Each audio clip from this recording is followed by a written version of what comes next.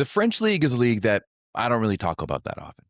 And this is for a few reasons. I mean, first and foremost, all of their matches are behind a paywall, and I don't really want to pay for it, and they're not on VBTV.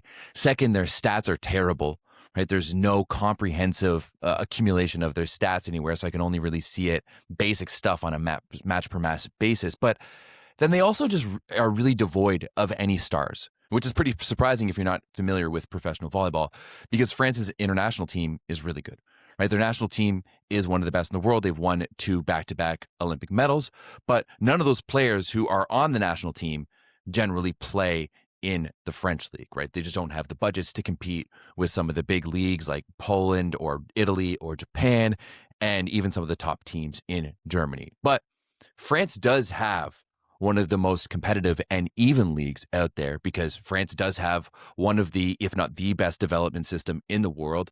And then there's also no foreigner limits. So that means they can go out and pick up pretty much the best of the rest from everywhere. Now, every year there seems to be a little bit of drama in the French league. And this year, I think it might be the most dramatic of all, because as we head into the semifinals, 2 of the best teams in the league are already out. First and foremost, Tours, one of the best teams in the league, one of the perennial powerhouses, right? First place in the league, are out after the quarterfinals. And then third-ranked Tourcoing are also out. Now, I'm going to start with the elimination of Tourcoing, because that one isn't all that dramatic. They just didn't perform when they needed to, and ended up losing to a very even set team who doesn't really have very many big names, except for maybe Gage Worsley, of course, and then Angel de Trinidad, the Spanish setter, both of them who are pretty big on social media. The first match was a 5-set barn burner where Toul's best player, Venislav Anton, the 22-year-old Bulgarian, went 27 for 58 and scored 30 points in a losing effort, which is tough to see, but Set just spreads that ball around really nicely. And you'd think that going back home, Tourcoing would be able to force that golden set. Now, just to give you some context of how the French playoffs work, they actually do it in a home and away series, much like the Champions League playoffs do it, right? The lower ranked team plays the first home game, the higher ranked team plays the second home game, and if it's tied up at the end, they will go to a golden set.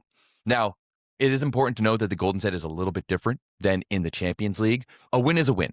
So if one team wins 3-0 and the other team wins 3-2, it doesn't matter. It's still going to a golden set. They don't go by points ratio. So heading back home, you'd expect Tourcoing to be able to grab that golden set and force it and potentially win the series. But instead, they laid an absolute egg, getting 3 donged at home. And I mean, that's generally what's going to happen when your top scorer goes 10 for 30 and 2 of your best players, Venislav Anton and then Jan Martinez Franchi, go a combined 10 for 50 with a combined 14% efficiency, all in front of their home fans. I know Jan Martinez Franchi is basically a libero, but still, 3 for 20 is not pretty at all. Really bad look there for Tourcoing in front of their home fans, and I guess Gage Worsley's butt power was just way too much for them, and they couldn't handle it.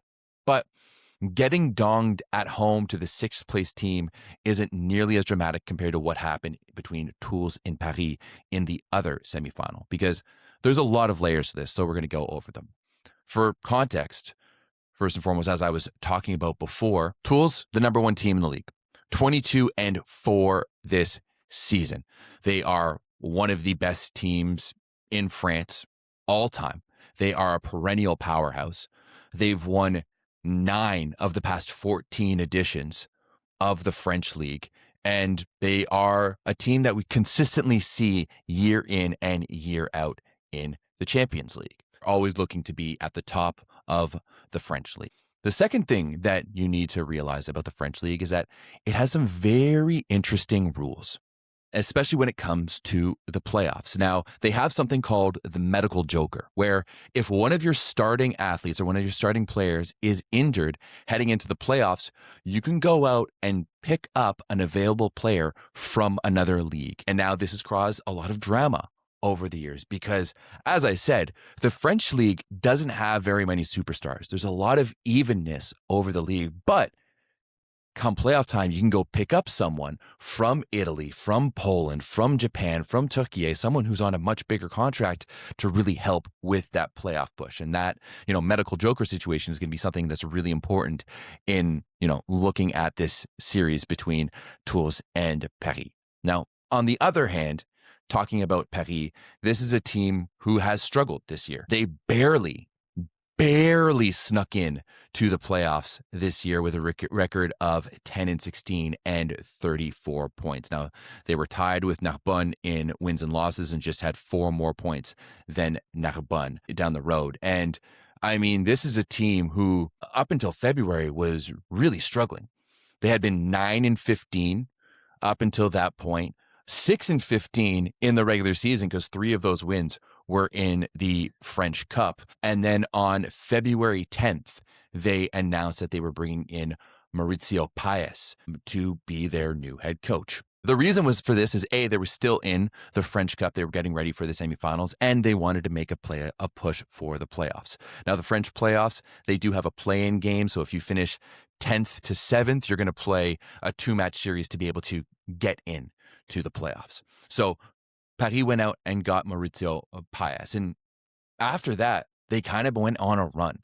They finished the season 5-1 to squeak into 10th place and, squeak into the playing games. And then they also surprisingly won the French Cup. They took down Chaumont in the semifinals and then followed that up with a nice win over Nice in the final of the French Cup. But they still had the playoffs to play. And actually, before playing in the French Cup finals, they played game 1 against Plessis Robinson in the play-in series. Now, Plessis Robinson had finished 7th, a little bit surprised, led by Canadian setter Max Elgert, but Plessis Robinson away in Paris gym wins game 1, 3-1. And now there was a big change between game 1 and game number 2. I mean, not only did Paris go out and win the French Cup, but they also went out and picked up their medical joker in Mathis Henno. Mathis Henno was coming in for Dutchy Fred Coops. And now, if you're not aware of who Mathis Henno is, he is one of the best young players in the world. I don't think that's an outrageous thing to say here, right? He was the MVP of the U19 World Championships in 2023. He got some VNL minutes for the French Senior A team last summer. He's also no stranger to the French A-League, where last year he was one of the best outside hitters in the league while playing for Chaumont. And now this year, he signed a contract to go play for his dad in Poland, playing for Kuprum Gorzów. And I mean, he had a fantastic year as a rookie in one of the best leagues in the world. He ended up 8th in scoring in Poland with 412 points, tied with Leon for scoring in the Polish league, which is outstanding, averaging 4.2 points per set. So he's one of the best young players in the world. And Paris goes out and brings him out for game 2 against Plessis Robinson at their home. And he just goes out and balls. He scores 21 points in his first match. They win that match in 5, force that golden set, and then take that golden set 15-9. He was 18 for 31 in that match. He had targeted 25 times, passed a 48% positive, 44% perfect for a team high 21 points in game 2 of the play-ins, and they were able to force that golden set and move on. But after taking on Plessis Robinson, as you know, they took on Tours. And I mean, you already know what happened because we're talking about it. Paris went out and absolutely dog-walked Tours. First game, they won 3-2 in their home gym. Henno was outstanding once again. He scored 26 points. He was 22 for 38 in that match. He hit a 58%, just outstanding, passing 54 and 21% respectively.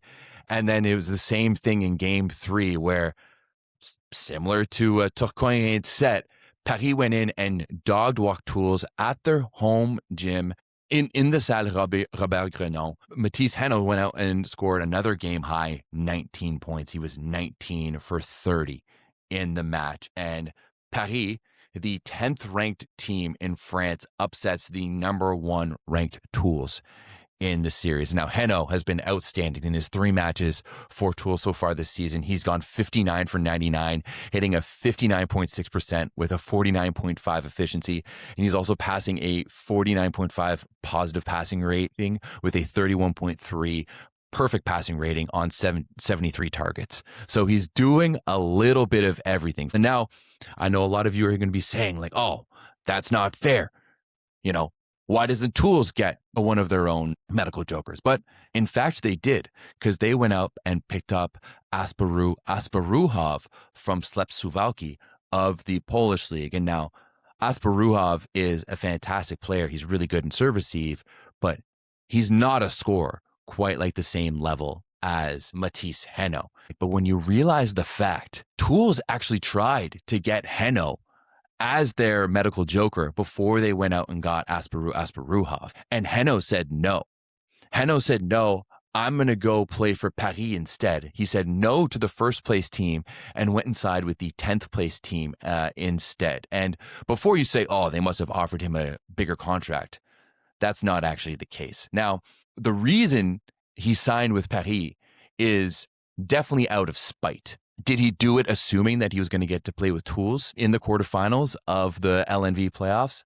I can't say to that, but it was definitely out of spite. Now, if you guys, don't know, Mathis Henno's dad is Hubert Henno. Henno is a legend of Tours volleyball. Played for them 7 seasons altogether over the years, and then coached for a number of seasons as well for that team. And as he was, playing with them and coaching with them, there was a little bit of bad blood. See, Henno was the coach of Tours for the 2020-21 season. And during that season, there was a little bit of bad blood boiling between him and team manager Pascal Foussard. There's some reports out there. Obviously, I don't know about it, but he was let go at the end of the season after the team failed to make it out of the quarterfinals. But it sounded like some of that bad blood actually started during the regular season when Foussard told him that there was actually no money to sign any big players for the next year. And then after Henno was gone, they went and picked up a whole bunch of good players like Kevin Tilly, Abuba Drame Neto, and Luke Perry as well. And then picked up Luciano Polonsky later in the year as their medical joker. So there was some bad blood already between the Hennos in general and Tours volleyball. So Mathis Henno turned down Tours to go play against their eventual opponents in the quarterfinals and embarrass them on their own home court, which I think is absolutely hilarious to do. Now, not only did he avenge his dad's maybe wrongful termination, that's not for me to say, but Tours has already been making moves for next season. Tours had already gone out and picked up none other than Irvin Engapeth. I know I've talked about it last week when we talked about him getting fired from Fenerbahce, but Tours is already making moves to get their team ready for Champions League after a bit of a rough year this year. And they picked up Engapeth on a 2-year contract. He's with them through 2028.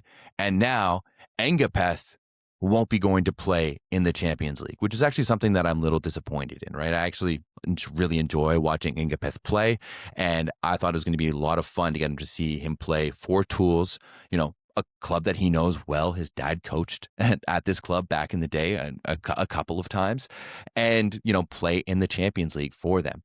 But they won't have that opportunity. So this is just adding more insult to injury for a Tours team who's had a bit of a rough season. Despite finishing first, they had their head coach step away right after they won the Super Cup. Then they lost in the semifinals of the French Cup, and now they lose in the quarterfinals of the LNV playoffs. So, hey, who says that volleyball can't be dramatic? And now the semifinals of the French Cup playoffs are going to be starting next week on April 17th, on Friday, April 17th. So who knew that the French League was going to be keeping up with the Kardashians, if you will?